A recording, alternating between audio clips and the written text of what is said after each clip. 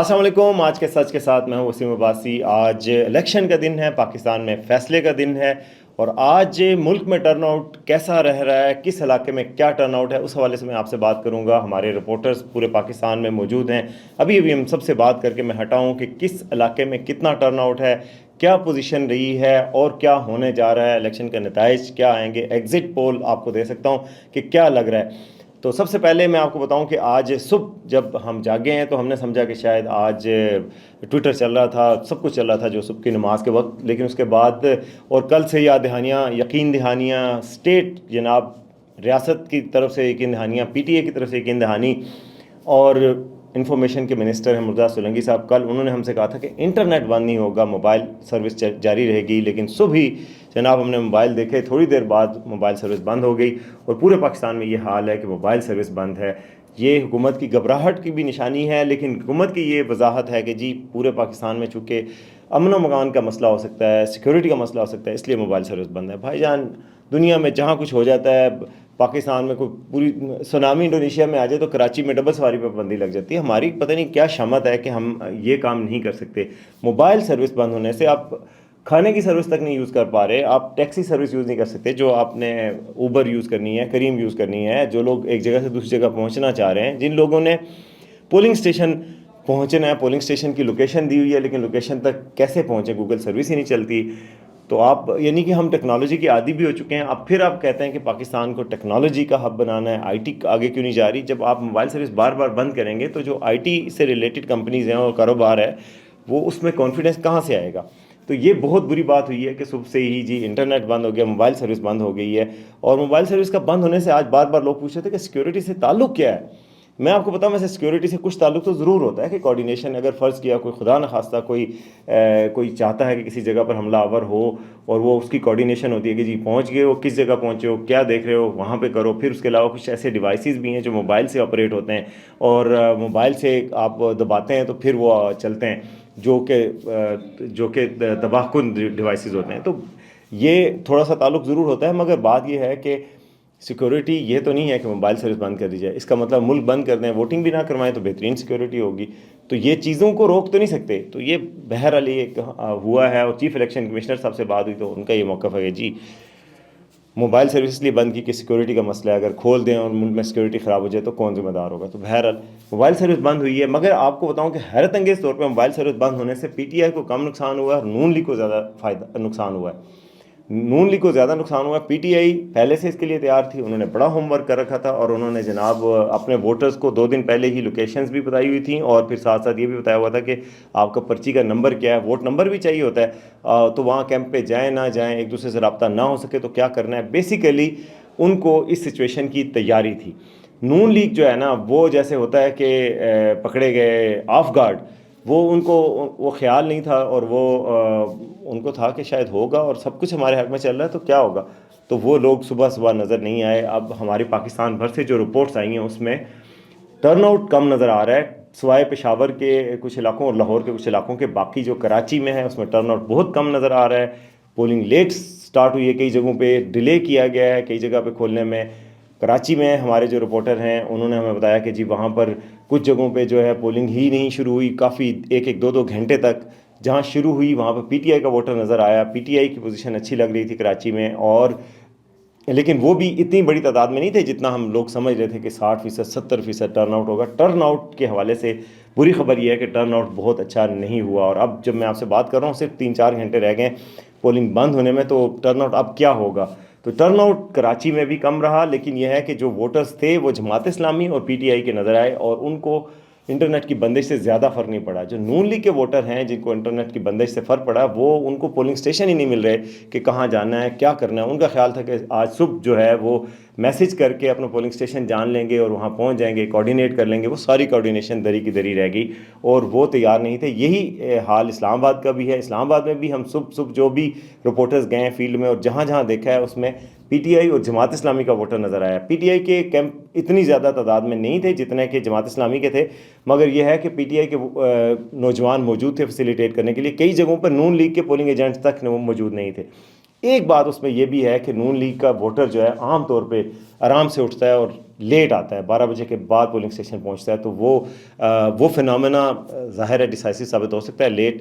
اور ایک اور بات بھی ہے کہ اگر دن 12 بجے تک ووٹر ٹرن آؤٹ زیادہ نہ ہو تو شام کو ٹرن آؤٹ زیادہ ہونے کا فائدہ زیادہ نہیں ہوتا۔ اس کی وجہ یہ ہے کہ 12 بجے تک جو ہے وہ آپ کو سہولت مل جاتی ہے کہ جلدی جلدی آپ ووٹ کاسٹ کر لیں، اتنی لمبی لائنیں نہیں ہوتی ہیں، اس کے بعد لائنیں بڑھنا شروع ہو جاتی ہیں، ووٹنگ کا پروسیس سلو ہو جاتا ہے، یہ بھی وجہ ہے۔ اور دوسری بڑی وجہ یہ ہے کہ آج ووٹنگ کا پروسیس سلو ہونے کی ایک بڑی وجہ یہ ہے ہمارے رپورٹرز کے مطابق کہ لمبے لمبے بیلٹ پیپرز ہیں، بہت سارے امیدوار کھڑے ہیں ایک جگہ پہ، تو وہ آسانی سے ان کا انتخابی نشان نہیں ڈھونڈا جا رہا، اور اس وجہ سے ووٹ کاسٹ کرنے کا پروسیس جو کہ پہلے چند سیکنڈ کا ہوتا ہے، 10 سیکنڈ 15 سیکنڈ لگتے ہیں، نکالا اور ٹھپا لگایا جی آپ کے پسندیدہ امیدوار کا، آج اپنا امیدوار ڈھونڈنے میں دیر لگ رہی ہے۔ اس کی وجہ سے ایک ووٹ کاسٹ ہونے میں یعنی جو صرف پروسیس ہے، جب آپ کو پرچی مل گئی، آپ جا کے بیلٹ پیپر لیا، اس پہ ٹھپا لگایا، اس کے بند کیا، واپس رکھا، وہ کاسٹ ہونے کا پروسیس میں ایک منٹ لگ رہا ہے۔ اگر ایک ووٹر کے لیے 1 منٹ لگے گا تو آپ اندازہ کریں کہ 1 گھنٹے میں صرف 60 ووٹ پول ہو سکتے ہیں، اور یہ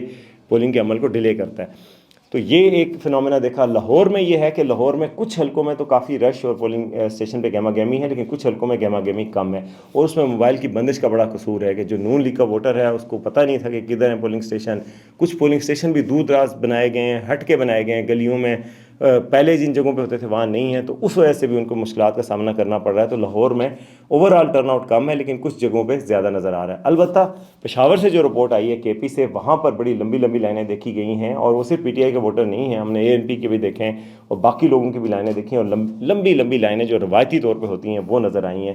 میں جس علاقے سے ہوں مری سے، وہاں پر بھی لمبی لائنوں کی ویڈیوز آئی ہیں، اور یہ بات ہے کہ لمبی لائنیں الیکشنز کا ایک خاصہ ہوتی ہیں، ظاہر ہے لوگ کھڑے ہوتے ہیں، خواتین کھڑی ہوتی ہیں، بندے کھڑے ہوتے ہیں، اور وہ سب نے ووٹ پول کرنا ہوتا ہے، اور ساروں نے اسی ایک لمیٹڈ ٹائم میں کرنا ہوتا ہے، صبح 8 بجے سے لے کے 5 بجے تک، تو ظاہر ہے لائنیں لگ جاتی ہیں۔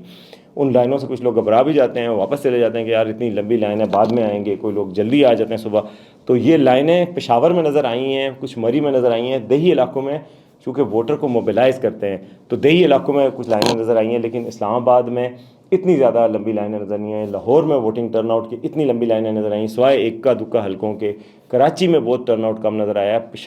کوئٹہ میں جو بلوچستان ہے وہاں تو بہت ہی کم ٹرن آؤٹ ہے۔ ہمارے وہاں سے نمائندے غالب نہاد، ان کے مطابق وہاں پر ٹرن آؤٹ کی پوزیشن یہ تھی کہ اکا دکا پولنگ اسٹیشن پہ لوگ نظر آ رہے ہیں، اور ایک تو موسم بھی خراب تھا، دوسرا کل ہی وہاں پہ دھماکے ہوئے، قلعہ سیف اللہ میں دھماکہ ہوا، پشین میں دھماکہ ہوا، درجنوں ہلاکتیں ہوئی، 24 سے زائد ہلاکتیں ہو چکی ہیں۔ اس کی وجہ سے خوف و ہراس کی سچویشن تھی، اور کوئٹہ اور بلوچستان کے مختلف علاقوں میں ٹرن آؤٹ بہت کم نظر آیا۔ تو یہ جو ٹرن آؤٹ کم نظر آ رہا ہے اس سے بڑا نقصان ہوتا ہے، اس سے ایک بڑا نقصان تو پی ٹی آئی کو ہونے جا رہا ہے۔ آپ کو پتہ ہے سارے تجزیہ کاروں کا یہ خیال تھا کہ ٹرن آؤٹ اگر 40 تک رہتا ہے، 45 تک رہتا ہے، تو جو پریڈکشنز تھیں ایگزٹ پولز کی وہ لاگو ہو جائیں گی، اور وہ اسی طریقے سے ہوگا۔ اور پریڈکشنز کیا تھیں؟ کل میں نے آپ کو بتایا تھا کہ نون لیگ جو ہے سادہ اکثریت لینے کے قریب پہنچنے جا رہی ہے اگر ٹرن آؤٹ کم ہوتا ہے، اور وہ ہوتا ہے 110-15 سیٹس جو ہے وہ آرام سے لینے کی پوزیشن میں ہے۔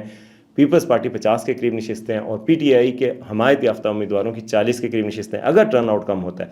اگر ٹرن آؤٹ توقع سے بڑھتا ہے، 50 سے زیادہ بڑھتا ہے، تو نون لیگ کی سیٹیں کم ہونا شروع ہو جائیں گی، پی ٹی آئی کی سیٹیں بڑھنا شروع ہو جائیں گی، پیپلز پارٹی کی بھی تھوڑی سی کم ہوں گی۔